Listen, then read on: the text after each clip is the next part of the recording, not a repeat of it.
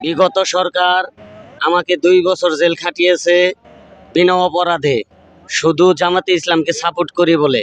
আমি আশা করি আমার মতো হয়রানি যেন বাংলাদেশের মানুষ আর না হয়। সবাই জামাতে ইসলামকে ক্ষমতায় আনেন, ইনশাল্লাহ এরকম হয়রানি জামাতে ইসলাম করাবে না।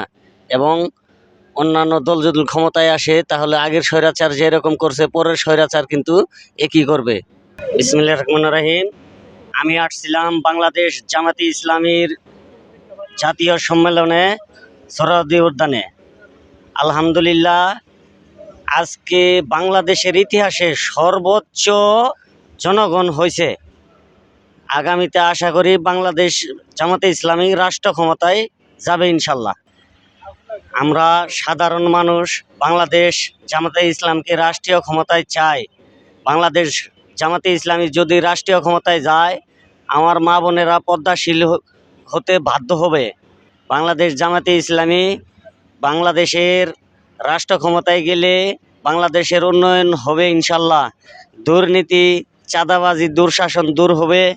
সবাই দোয়া করবেন আগামীতে রাষ্ট্রীয় ক্ষমতায় যেন বাংলাদেশ জামাতে ইসলামী যায় এবং সবাই ভোট দিবেন ইনশাল্লাহ।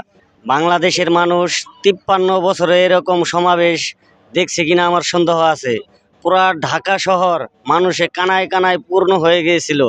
আগামীতে দাঁড়িপাল্লার গণজোয়ার সৃষ্টি হবে ইনশাল্লাহ।